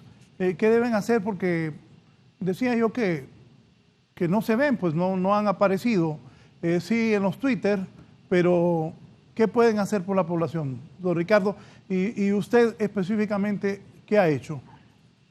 Mira, Raúl, yo creo que la pregunta tuya es muy buena y aquí hay que tener un balance y un equilibrio. Yo soy de los que creo, y te voy a decir un par de cosas hoy que creo que son importantes, soy de los que creo que todo aquel que aspire a cualquier cargo de elección popular, por legítimo que sea, es el momento de hacer a un lado todas las aspiraciones. Estoy totalmente en contra de aquel que vaya a utilizar su cargo, su puesto, para hacer campaña a consecuencia de la tragedia que hoy estamos viviendo. Yo me he hecho a un lado en cuanto a lo que tiene que ver con mi aspiración como presidente de Honduras y me estoy dedicando a las funciones y labores que tienen que ver con mi cargo. Y te lo voy a explicar en algún momento. Y yo le he pedido a todos los del movimiento de Salvemos Honduras, a través de su coordinador de campaña, Reinaldo Economo, que nos dediquemos a ponernos a la disposición y a la orden de todas las unidades de los comités de emergencia municipales, locales y el SINAGER para colaborar dentro de lo que sean nuestras capacidades y de lo que sean lo permisible en este proceso. Fíjate, Raúl, que yo te voy a mencionar un par de cosas. Y hablando de esto de la democracia, si te das cuenta, y no quiero mezclar una cosa con la otra para luego pasar a tu pregunta final que me hiciste, de las últimas preguntas que me hiciste en este momento, es las elecciones internas son en menos de un año en nuestro país. La convocatoria de elecciones es en septiembre de este año y la presentación de planillas es para noviembre de este año. Desde ahorita quiero decirte cuál es mi posición al respecto. Ni un tan solo centavo del presupuesto general de la República debe ser utilizado para financiar las campañas internas de los partidos. Oye lo que te estoy diciendo. Históricamente, el Estado ha financiado las campañas internas del Partido Liberal, Nacional, Libre, y de todos los que se postulan y que van a elecciones internas. El partido que quiera sostener elecciones internas, que es lo que yo aspiro en mi partido, tienen que ser financiadas por el mismo partido y no por dinero del Estado que deben de ir a ser utilizados para el sistema de salud y el sistema de producción y agrícola de nuestro país. Eso es una posición muy firme que quiero dejar establecida hoy para que luego espero oír ese mismo tipo de respuesta de los otros aspirantes de mi partido y los otros partidos, que lleguemos a acuerdos de esa índole entre todos los políticos, a donde estamos haciendo a un lado los recursos del Estado para financiar campañas políticas internas, sino que se destinen exclusivamente para el sistema de salud y apoyar con bonos y con buenos salarios y dejar de tener contratos y tener acuerdos para darle estabilidad al sistema de salud de Honduras. ¿Sobre qué estoy haciendo, Raúl, si me permites? Lo que sí puedo reconocer hoy también en el presidente Juan Orlando Hernández, que lo he visto, por lo menos conmigo, una persona mucho más receptiva en escuchar muchas de las propuestas y sugerencias que he venido haciendo a lo largo desde que se inició esta crisis. He sentido una receptividad que no había visto antes. Hemos intercambiado vía mensajes como también telefónicamente. Y no soy yo el que hoy voy a decirlo, pero tú lo sabes, un sector al cual yo le he venido apostando en los últimos años y que he hecho una serie de actividades y funciones y he alzado mi voz por ellos, es el sector café, que es un pilar fundamental en las economías de nuestro país y en las economías locales de los municipios. El presidente me ha pedido que le ayude a coordinar un proyecto que él tiene, un proyecto que será muy, pero muy beneficioso para los pequeños y medianos productores y también los grandes productores, pero será él el que haga el anuncio en su debido tiempo. He tenido la posibilidad de hacer equipo con don Eval Díaz, de hacer equipo con don Mauricio Guevara de la SAC y he podido hacer equipo con doña Mayra Falk para trabajar en diferentes esquemas que beneficiarán altamente el sector café, pero que sea el presidente de la República en su momento que lo anuncie. En eso hemos acordado. Yo estoy haciendo mi esfuerzo, él por su lado, y cada quien por su lado tratando de hacer su parte, Raúl. Y mira, y no te puedo dejar de mencionar la cantidad de esfuerzos que hemos logrado para movilizar gente de un punto para otro, de ayudar. Ahorita estoy en el proceso de ayudarle a un grupo de misquitos y quiero agradecer al general Moreno de su disponibilidad para poder trasladar a un grupo importante de misquitos de Tegucigalpa para, gracias a Dios, porque aquí están sin empleo, sin poder estudiar, sin tener los ingresos. He logrado el día de ayer que se movilice una gente de Choluteca que estaban varados en San Pedro Sula. Mira, aquí estamos haciéndole de todo, Raúl, y no voy a dejar de mencionarte las ayudas que individualmente hemos venido haciendo sin la foto, sin el video, sin pedirle a mis amigos de Canal 11 que me cubren. Yo creo que aquí este momento es para que hagamos las cosas sin que la mano derecha sepa lo que está haciendo tu izquierda. Sí, voy a aprovechar ahora que me voy a salir de que es precandidato para hablar del país. Poneme ahí lo que dice el presidente del COEP, porque voy a platicar con el designado presidencial Ricardo Álvarez. Poneme lo que dice el presidente del COEP y me acercan ese monitor si son tan amables. Hay un enfrentamiento entre ahí está, SICAFI, selección de la Junta Interventora de la ENE, fue desacertada. Declaraciones del presidente del Consejo Hondureño de la empresa privada, Juan Carlos SICAFI Canaguati, en reacción y por alusión a las inoportunas declaraciones brindadas el día de ayer por la coordinadora de la Junta Interventora del ENE, están hablando de la señora Miriam Guzmán. Lamento expresar que aún no estamos entendiendo, no, entonces poneme a doña Miriam primero, porque aquí es cuando Juan Carlos le responde y quiero ver qué piensa el designado presidencial. Aquí está. Congreso Nacional de suspender también el pago a los generadores privados de energía. Miriam Guzmán está planteando que a los que le venden la energía al Estado, pues que no les paguen y que el Congreso suspenda el pago a esos generadores, que los generadores se sacrifiquen. Bueno, y no deja de tener razón Miriam Guzmán, ¿verdad? Porque los generadores, pues, tienen costos también, pero deben llegar a un arreglo. La coordinadora de la Comisión Interventora de la ENE, Miriam Guzmán, dijo que de aprobarse la suspensión del cobro de la energía eléctrica, se ordene también suspender el pago a los generadores privados de energía. Esto en relación a lo planteado por un diputado del Congreso Nacional que anunció que se presentaría una moción orientada a suspender cobros por el servicio público. De lo contrario, ¿de dónde va a sacar el Estado de Honduras aproximadamente 2.300 millones de lempiras, que es lo que mensualmente se les tiene que pagar a los generadores privados? Sostuvo. La funcionaria propuso entonces que el tema sea tratado de manera integral en el Congreso Nacional, porque de lo contrario se estaría agravando aún más las finanzas públicas. Poneme lo de Juan Carlos ahora, Edith, si sos tan amable. El presidente del COEP reaccionó así ante esto. Selección de la Junta Interventora del ENE fue desacertada, o sea que poner a Miriam Guzmán, dice el presidente del COEP, fue un error. Las declaraciones de Juan Carlos SICAFI, el presidente del COEP, reaccionando por alusión, dice Juan Carlos, inoportunas declaraciones brindadas el día de ayer por la coordinadora de la Junta Interventora del ENE. O sea, dice que Miriam Guzmán está equivocada con lo que está diciendo. Lamento expresar que aún no estamos entendiendo la magnitud del problema por el que hoy estamos pasando los hondureños. O sea, en buen español está diciendo que Miriam Guzmán no entiende. Quiero ser categórico en afirmar que no se puede suspender el pago a las empresas de generadores de energía eléctrica.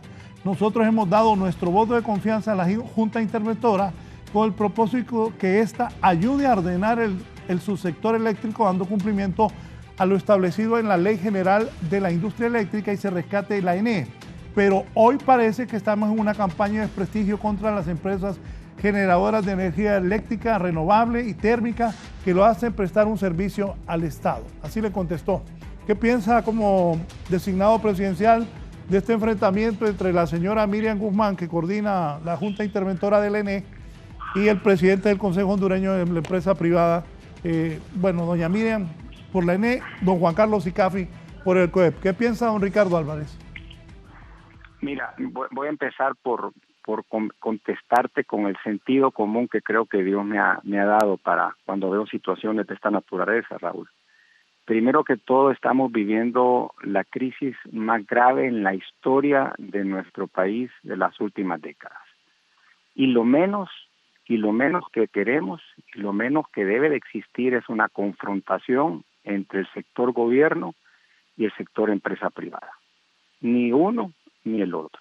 Yo llamo a la reflexión a ambos para que busquen mecanismos de entendimiento que no desvíen la atención de lo urgente. Eso es importante, pero de lo urgente que es salvar vidas, de lo urgente de trabajar coordinadamente, de trabajar en mesas de trabajo a donde nos pongamos de acuerdo de los grandes retos que tenemos para salvar vidas salvar la economía de nuestro país.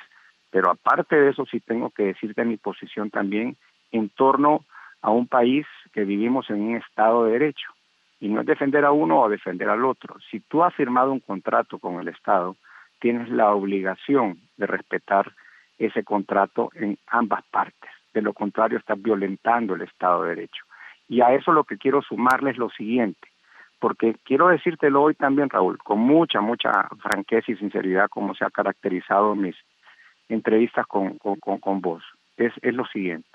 Yo hace aproximadamente 2-3 semanas, tanto el presidente de mi partido, Reinaldo Sánchez, como tu servidor, propusimos a lo interno del gabinete de que se buscara un mecanismo para que se postergara. Hoy la diferencia no es que no se le cobre a la gente la factura de energía eléctrica, que se postergue el cobro de era desde marzo, abril y mayo durante 3 meses, pero no para que no lo deba la persona que consume en su casa de habitación, en su negocio, sino que en estos 3 meses hubiera disponibilidad de recursos en el bolsillo del hondureño, ya sea empresario, comerciante, pequeño, micro, mediano o simple y sencillamente residente de una casa, y que esos 3 meses que se acumulan sin pagar, pero que te ayuda a tener tu flujo de caja en este momento, se pudieran prorratear en los subsiguientes 24 o 36 meses,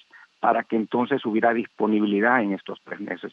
En ningún momento estamos diciendo de que no se le cobre al ciudadano que consume energía eléctrica, sino que se postergue y que se prorratee. Por consiguiente, lo mismo aplicaría entonces para los señores generadores, tanto de fósiles como renovables. No se les puede pagar al día, pero entonces permítannos, y esa es mi propuesta, permítanlos que les prorrateemos a ustedes sus pagos de lo que ustedes nos están entregando, porque están entregando una energía que ocupamos y hoy más que nunca, pero no es diciéndole no les vamos a pagar porque no le vamos a cobrar al pueblo. Eso no funciona ni aquí, ni en China, ni en Estados Unidos. Sentido común. Siéntense, pónganse de acuerdo, busquemos mecanismos que le ayuden al pueblo, ayudarle al pueblo en esta propuesta que te estoy haciendo. Que nos pague, por ejemplo, Raúl Valladares, la energía de su casa de marzo, de abril y de mayo. Pongamos que consumieras 3.000 empiras al mes, serían 9.000 empiras, y estos 9.000 empiras, Raúl, los empiezas a pagar dividido entre 36 meses, o sea, serían como 250, 300 empiras más que se aumentarían a tu factura para pagar por lo menos los meses que no hiciste, y se le pagaría a las generadoras en esos meses también prorrateado. Eso es tratar de buscar puntos de encuentro que nos garantice una buena relación gobierno con empresa privada, que la necesitamos tanto hoy y hoy más que nunca, porque necesitamos trabajar todos los hondureños de la mano para sacar adelante esta crisis que estamos viviendo. Muchas gracias al señor designado presidencial Ricardo Álvarez y precandidato del Partido Nacional. Pues Ricardo salió y dijo sus posiciones, lo que está haciendo su movimiento, y creo que, miren, no es que se van a aprovechar de la pandemia, pero sí, si todos se ponen a ayudar, todos los que quieren ser presidentes, pues qué bueno. Y que se vea, don José Luis Moncada me escribió aquí, él aspira por el Partido Liberal de Honduras, voy a buscarlo, José Luis me puso ahí lo que él estaba haciendo, pero le dije que la gente se tiene que dar cuenta, porque eso de que hago pero que no me vean y que no me tomen la foto, pero si andan en campaña tienen que tomarse fotos. Y la gente tiene que ver que de algo están sirviendo los políticos, no solo para tuitear y dar recomendaciones por los tweets. Eso uno lo puede dejar acostado, eso uno lo puede hacer en un momento de relax, pero ayudar y ir al frente es diferente. Y un líder que quiere ser presidente y sustituir a Juan Orlando tiene que hacerlo. Gracias al designado presidencial y aspirante a la presidencia por el Partido Nacional, don Ricardo Álvarez Arias. Ya estamos en la Villa Olímpica. Giovanni, ¿qué pasa con esta persona que estaba ahí tirado? Una televidente me envió la foto, pero ya estamos ahí en el lugar. Giovanni, adelante, por favor. Gracias, licenciado Raúl Valladares. Buen día. Fíjese que esta persona, que es un adulto mayor, desde las 7 de la mañana está aquí en el suelo, entre el portón número 1 y 2 de la Villa Olímpica. Es un complejo deportivo y él desde las 7 de la mañana, pues según me dijo un guardia de seguridad, y desde esa hora, licenciado, están llamando al 911 y no ha habido respuesta alguna. Y nosotros estamos tomando las previsiones del caso un poco retirados por la situación que se vive de pandemia, y en algún momento él se acuesta, se levanta. Pudimos ver una toma que me ofrecía mi compañero César López, como que tiene dificultades para respirar al hacerle un acercamiento, y él se sienta, se acuesta, vuelve a estar en esa posición que ahora lo vemos a través del lente de mi compañero César López, y no ha habido respuesta alguna por parte del 911, porque desde la hora que le digo, desde las 7 de la mañana, se ha estado llamando y no ha habido respuesta. No se sabe qué situación tiene él porque, bueno, un entendido en el área médica tendría que, auscultarlo y,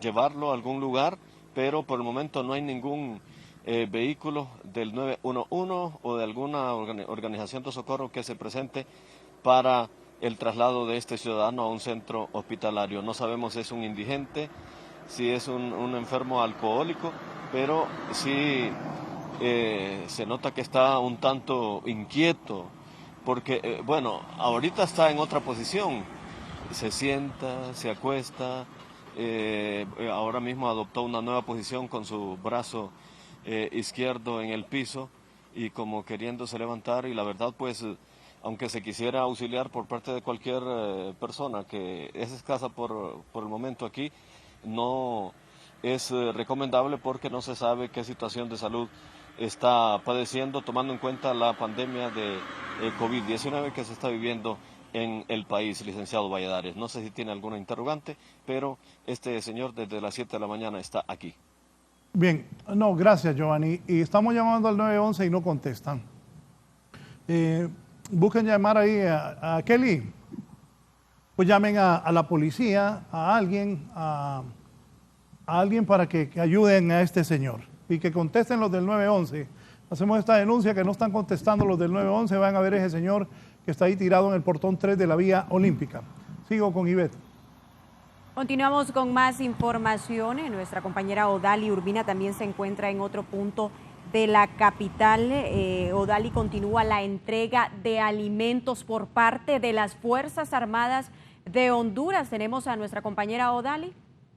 Odali, muy buenos días. Con usted de inmediato. Estamos realizando operativos en diferentes... Buenos días, licenciado Raúl Valladares, Ivette Bulnes. Nosotros en este momento nos encontramos en la colonia La Joya, y es que en este momento la policía militar se encuentra también realizando estos donativos alimenticios para las personas que necesitan estos productos de primera necesidad. Asimismo, están realizando operativos para ver si se está cumpliendo el toque de queda. En estos momentos vamos a escuchar las declaraciones. 24 horas del día se detiene a estas personas, y como le mencionaba anteriormente, estamos realizando estos operativos por parte de Fuerzas Armadas a través de personal del Ejército, Fuerza Aérea, Fuerza Naval, Policía Militar, con el acompañamiento de la Policía Nacional. Estos operativos son para verificar que la población acate el toque de queda absoluto. Tenemos ya algunas personas detenidas en este sector de La Joya y también en la colonia Kennedy. Ahora, el proceso que se hace, teniente, cuando son capturados, ¿qué se les solicita? ¿Qué documentación? Bien, inicialmente se le requiere a la persona, se le consulta qué anda haciendo, si no justifica su presencia en las calles, es detenida y es remitida a la autoridad competente. Los operativos son constantes por parte de Fuerzas Armadas a través, como le mencionaba anteriormente, de todas sus unidades, y también estamos con puntos de control y retenes en todo el país. Las operaciones son las 24 horas del día, los 7 días de la semana. Muy bien, teniente, también se están realizando diferentes donativos en varios sectores de la capital. Así es, también Fuerzas Armadas, como parte de un gran equipo de trabajo que se ha conformado para la entrega de alimentos, está de manera simultánea el día de hoy entregando alimentos en varios puntos de la capital. Estamos en la Mololoa, donde están entregando 1.000 raciones de alimentos, en la Mary Flake 537, 1.500 en Altos de la Laguna, 730 en Agusmán, 320 en Altos de la San Francisco y 461 en El Olo. ¿Cuál es el único requisito que tienen que completar estas personas para recibir estos productos?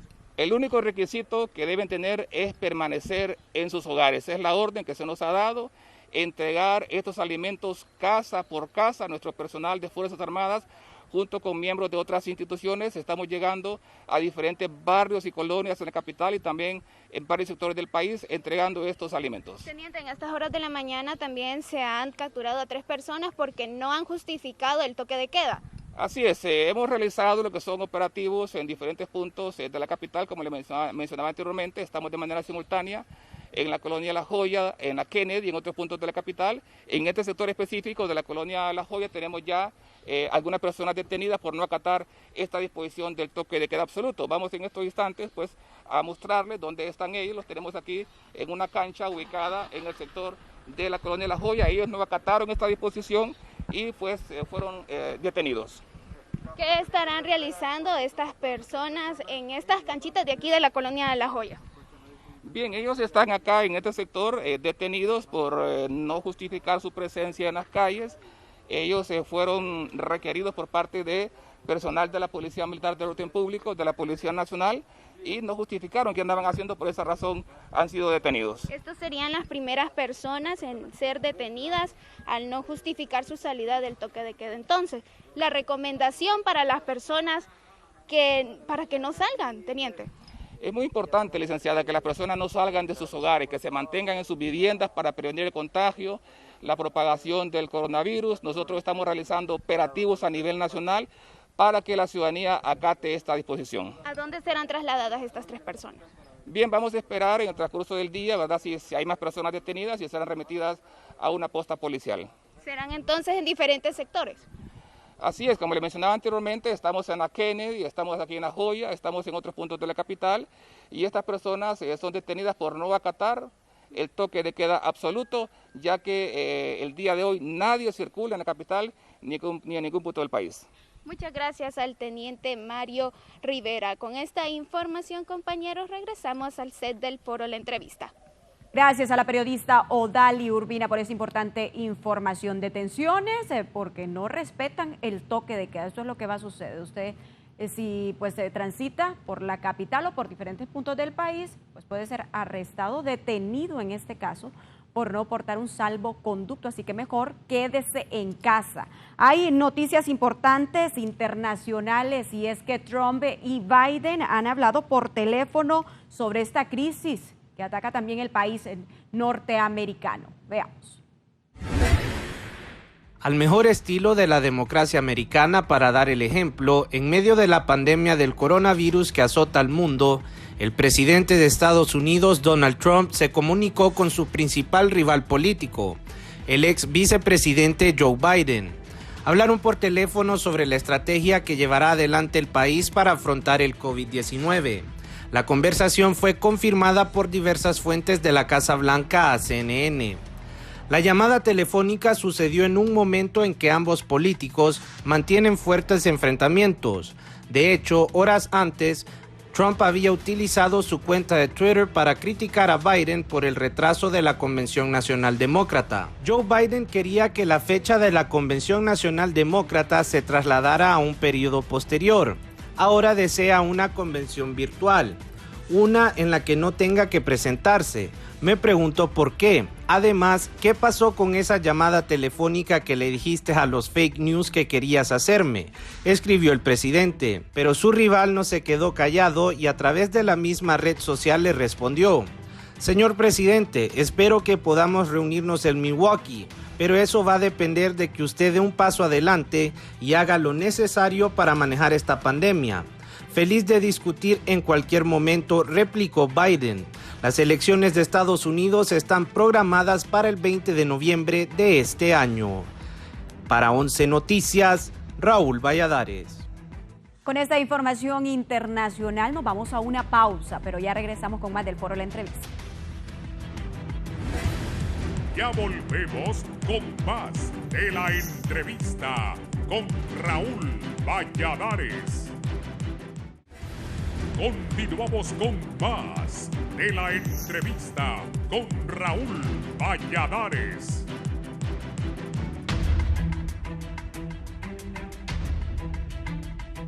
Bien, antes de irnos, quiero agradecer al ministro secretario privado de la Presidencia, el abogado Ricardo Cardona, conocido como Tito Cardona. El ministro Cardona ya me escribió y me mandó una foto que tomó de la pantalla de Canal 11. Ya van a recoger a la persona que está ahí, porque Kelly me decía algo, Ivette, es correcto que la persona no se sabe con esto de la pandemia si puede estar enfermo y tiene que ir a recoger las autoridades de salud. Pero ya el ministro Cardona, el ministro secretario privado de la Presidencia, nos ha informado que en este momento ya van a recogerlo. Gracias al ministro Cardona por mandar a la gente a que vaya a recoger este ciudadano hondureño que está tirado en el portón 3 de la Vía Olímpica. Nos vamos, Ivette, conclusiones. Así es, licenciado, nos despedimos esta mañana, solamente brindar las recomendaciones a toda la población hondureña de que se quede en casa, recordándoles que hoy no pueden circular, esperar el día que pues les toque circular, que sería el viernes. Así que nos despedimos del foro La Entrevista. Gracias por acompañarnos. Recuerde que puede continuar con nuestra programación, que estaremos siempre en contacto con ustedes para poder informarles de lo último que acontece. Cerramos esta mañana, pues nuevamente dándoles a conocer las cifras. Ya son 7 los casos reportados, los nuevos casos de contagios, 305 casos confirmados y fallecimientos oficializados, 22. Cortés continúa siendo el epicentro de esta pandemia con 195 casos. Recuerden, Cortés y el Progreso Lloro en confinamiento absoluto. No pueden circular ellos ni ninguno de los días que se han permitido la circulación en los demás departamentos. Se suman más departamentos cada día, licenciado, lamentablemente, a estos contagios del COVID-19. Así cerramos. Buenos días. Bien, buenos días, gracias a todos. Sigan con nosotros en Canal 11. Al mediodía tendremos el noticiero del mediodía, el noticiero meridiano con Judith Bellino e Isabela Chévez. Informes especiales a lo largo del día. A las 5:30 el despertino con Samantha y a las 9 estará de vuelta Ivette Bulnes y Samantha Velázquez. Buenos días, que estén bien. Cuídense, si no tienen nada que salir a hacer a la calle, quédense en la casa. Buen día.